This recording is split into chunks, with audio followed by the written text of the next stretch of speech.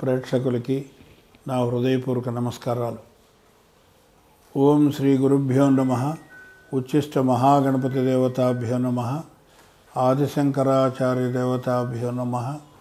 KS Krishnamurthy దేవతాభ్యో నమః. KM Subrahmanyam దేవతాభ్యో నమః. శ్రీరామస్వామి దేవతాభ్యో నమః. సోమశేఖర శర్మనామ దేవతాభ్యో నమః. మాతృభ్యో నమః. పితృభ్యో నమః. సర్వేభ్యో నమః. ఇవాళ 12 రాసుల్లో రేపు 17వ తారీఖు గురువు కర్కాటక రాశి ప్రవేశం సందర్భంగా మేషాదిగా మీనం వరకు ఉండే 12 రాసులకి ఏ విధమైన ఫలితాలు ఉండవచ్చు అనేటువంటి ఒక అంచనాన్ని మీ ముందుకు తీసుకొచ్చే ప్రయత్నం చేస్తాం. ఈ వృశ్చిక రాశికి ద్వితీయ పంచమాధిపతి గురువు. ఈయన నవమ స్థానంలో ఉన్నాడు. అంటే ద్వితీయము అంటే డబ్బు, కుటుంబము, వాక్కు ఇవన్నీ కూడా చాలా జాగ్రత్తగా, కంట్రోలుగా, తొందరపాటు లేకుండా ఎంతో సౌమ్యంగా ఎవరైతే మాట్లాడుతూ ఉన్నారో వాళ్ళ సంసారాలన్నీ 100కి 100 పాళ్ళు సంతోషంగా ఉంటాయని ఖచ్చితంగా చెప్పచ్చు. ఎందుకనంటే దీనికి అంటే ఈ 2వ స్థానానికి 5వ స్థానానికి సంబంధించినటువంటి గురువు గారు కర్కాటకంలో ఉచ్చస్థానం కాబట్టి ఈ వ్యక్తులకి ఈ సంవత్సరం ముఖ్యంగా వృశ్చిక రాశి వాళ్ళకి లేదా వృశ్చిక లగ్నం వాళ్ళకి మంచి పేరు ప్రఖ్యాతులు వచ్చేటువంటి అవకాశం ఉంటుంది. ఇందులో కొంతమందికి ఉద్యోగస్తులకి ఫారిన్ ఛాన్స్ వచ్చేటువంటి అవకాశం కూడా కనపడుతుంది. వారి వారి ఇండివిజువల్ జాతకాలు చూస్తే తప్ప ఈ విషయాన్ని క్లుప్తంగా చెప్పడం అనేటువంటిది సాధ్యం కాదు. ఎవరు చెప్పినా కూడా నమ్మద్దు. ఎందుకంటే మీకు జరుగుతుందా లేదా అనేటువంటిది మీ యొక్క హారోస్కోప్ చూసి చెప్పాలి తప్ప ఏదో మనం మామూలుగా ఒక రాశి ఫలితాలు చెప్పినట్టుగా మనం చెప్పడానికి వీల్లేదు. కాబట్టి ఈ సంవత్సరం ఈ వృశ్చిక రాశి వాళ్ళకి వాళ్ళ యొక్క వాక్స్థానానికి కారకుడైనటువంటి గురువు ఉచ్చ కాబట్టి వీళ్ళ మీద వాళ్ళ యొక్క సుపీరియర్స్కి, అధికారులకి మంచి భావన ఏర్పడి అరే వీడిని మనం ప్రమోట్ చేస్తే బాగుంటుంది, ఈ అబ్బాయి దగ్గర నుంచి లేదా ఈ అమ్మాయి దగ్గర నుంచి మిగతా వాళ్ళు కూడా కొన్ని నేర్చుకుంటారు, వాళ్ళ అభివృద్ధిలోకి వస్తారు అన్నటువంటి భావంతో వీళ్ళకి ప్రమోషన్ ఇవ్వాలి లేదు అనేటువంటి తీర్మానం చేసుకుని నెక్స్ట్ ఈ 2026లో ప్రమోషన్ వస్తుందని ఈ రాశి వారికి మనం చెప్పచ్చు. మరొక విషయం, ఈ ఛానల్ ద్వారా 12 రాసుల వాళ్ళకి ముఖ్యంగా ఏ ఏ రాసుల వాళ్ళు జాగ్రత్తగా ఉండాలి అనేటువంటి విషయాన్ని మరొక్కసారి చర్చించుకుంటే మన ఉభయులకి ఎంతో ఉపయోగదాయకంగా ఉంటాయి. అంటే చెప్పినటువంటి దాని యొక్క సత్ఫలితం మీరు పొందాలనేటువంటి ఉద్దేశంతో దీన్ని మళ్ళా చెప్పడం జరుగుతుంది. మనకి ముఖ్యంగా మొట్టమొదటిగా వృషభ రాశికి అష్టమ భావ సంబంధం వచ్చింది కాబట్టి అది కొంత ఇబ్బంది కలిగించేటువంటి కార్యక్రమం. అంటే వాళ్ళకి సమయం అలాంటిది.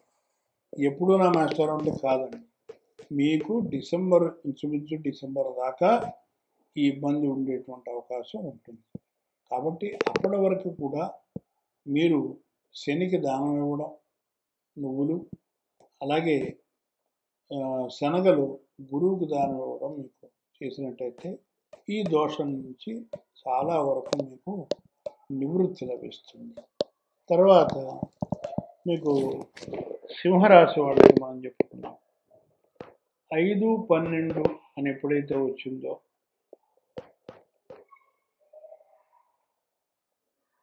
ఇది కొంచెం కష్టకాలం వీరికి అని చెప్పినా మీరు ముఖ్యంగా సింహరాశి వాళ్ళు ఆదిత్య హృదయం, ఖడ్గమాలా స్తోత్రం చేస్తూ కుజుడికి రవికి గోధుమలు తర్వాత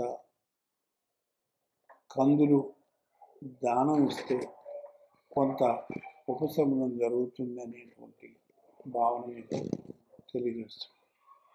అలాగనే తదుపరి రాశి ధనుర్రాశి. 1-4 అధిపతి అయినటువంటి గురువు అష్టమంలో ఉండడం అనేటువంటిది కొంచెం ఇబ్బందికరమైనప్పటికీ కొంతమందికి, అందరికీ ఉంటుందని చెప్పను నేను.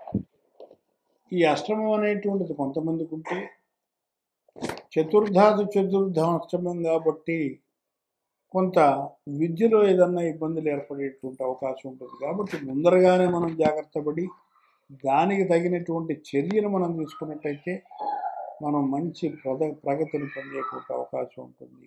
కాబట్టి అష్టమాన్ని మనం అలా అనుకోవడానికి లేదు. అష్టమం అనేటువంటిది సడన్ అన్ఎక్స్పెక్టెడ్ మనీ కూడా అష్టమం, అంటే అకస్మాత్ ధనం అనేటువంటిది మనకి చెప్పవలసినటువంటి విషయం. ఇంకా ఇంకొక విషయం ఏమిటంటే మకర రాశి వాళ్ళకి కూడా 3-12 అంటే ఎక్కువ తిరుగుతూ ఉండడం, అంటే వాడు చెప్తారు త్రిపాది అని చెప్పి అంటూ ఉంటామే, అలాంటివి ఎక్కువ జరుగుతూ ఉంటాయి. ముఖ్యంగా వ్యాపారస్తులకు ఎక్కువగా ఈ పాపం ఈ సంవత్సరం ఎక్కువగా ఉంటుంది తిరగడం, మామూలు తిరగడం కంటే కూడా. కాబట్టి వీళ్ళు ప్లానింగ్ ఎక్కువ చేసుకుని మొత్తం అన్నిసార్లు వెళ్ళే కంటే తక్కువ సార్లు ఎక్కువ మనం వాటి నుంచి లాభం పొందేటువంటి అవకాశం ఎలా ఉంటుంది అనేటువంటి ప్లానింగ్ మనం వేసుకున్నట్టయితే మీకు అన్ని విధాల మీకు ఉపయోగదాయకంగా ఉంటుందని నేను చెప్తున్నాను. అష్టమం 12వ భావం వచ్చింది కాబట్టి 12వ భావం అంటేనేమో హాస్పిటలైజేషను ఇలాంటివి ఉండవండి. కొంతమంది ఏదైనా తప్పిదాలు చేసి వాళ్ళు ఇబ్బందిలో పడి జైలు పాలు అవ్వడం లేదా పోలీస్ స్టేషన్లో పెట్టడం అంటే వాళ్ళందరూ రిలీజ్ అయిపోతారు. వాళ్ళందరికీ బెయిల్ రావడం, రిలీజ్ అవ్వడం, ఒక్కొక్కటి కార్యక్రమాలు స్టార్ట్ అవుతాయి. తర్వాత రీఇన్స్టేట్ అనేటువంటిది కూడా నెక్స్ట్ ఇయర్ కల్లా అయిపోతుంది. ఎవరైతే ఉద్యోగం పోగొట్టుకున్నారో వాళ్ళు కూడా. ఈ విధంగా ఈ రాశులు ముఖ్యంగా 12 రాశులు ఈ ముఖ్యమైనటువంటి రాశులు మాత్రమే మనం చెప్పడం. కానీ అందరూ కూడా గురు చరిత్ర పారాయణం చేయడం 12 రాశుల వాళ్ళకి కూడా మంచిది. అంటే గురు బ్రహ్మ, గురు విష్ణు, గురుర్దేవో మహేశ్వర, గురు సాక్షాత్ పరబ్రహ్మం తస్మై శ్రీ గురువే నమః అన్నారు. సర్వే జనా సుఖినో భవంతు. ఓం తత్సత్.